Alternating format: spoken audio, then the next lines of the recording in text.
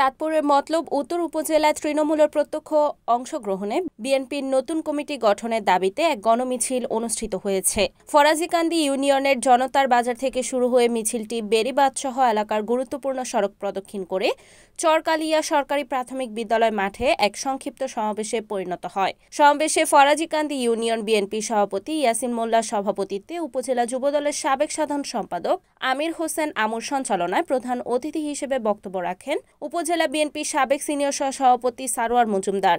সমাবেশে বক্তারা বলেন, বিএনপির ভারপ্রাপ্ত চেয়ারম্যান তারেক রহমানের নির্দেশনায় দলের পুনর্গঠনের প্রক্রিয়া শুরু হয়েছে।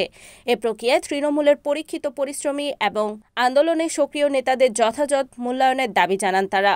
এ সময় উপস্থিত ছিলেন উপজেলা বিএনপির সাবেক দপ্তর সম্পাদক মোবারক হোসেন, উপজেলা শ্রমিক দলের সিনিয়র সহ-সভাপতি আবুল বাশার সগীর, উপজেলা ছাত্র দলের সাবেক আহ্বায়ক মানিক ফরাজি, বিএনপি নেতা তারেক সরকার, ফরাজিকান্দি ইউনিয়ন যুবদলের সাবেক সভাপতি আহমেদ হোসেন মিন্টু, সাবেক সাধারণ সম্পাদক আনোয়ারুজ্জামান লালু, বিল্লাল হোসেন রনি, জহিরাবাদ ইউনিয়ন যুবদলের সাবেক সভাপতি মোবারক হোসেন মুফতি, উপজেলা তাঁতি দলের সাধারণ সম্পাদক কামরুল ইসলাম হানিফ, সাংগঠনিক সম্পাদক ফারুক হোসেন, উপজেলা মুক্তিযোদ্ধা প্রজন্ম দলের সাংগঠনিক সম্পাদক হুমায়ুন কবির, সহসভাপতি রনি শিকদার, যুবদল নেতা জাকির হোসেন, সালেহ আহমেদ, জাহাঙ্গীর আলম, জুম্মন হোসেন, ইসলামবাদ ইউনিয়ন ছাত্রদলের সাবেক সভাপতি ও ইউপি সদস্য আলামিন রহমান, ছাত্রদল নেতা নাদিম ভুইয়া প্রমুখ।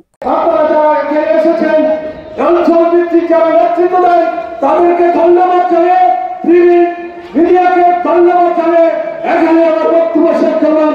খবর খবর আপনার তার নেতৃত্বে আগামী নির্বাচনে তার নেতৃত্বে মতলবকে সন্ত্রাস মুক্ত মাদক মুক্ত সমাজ গঠন করার জন্য হাতকে শক্তি রেখা করবো।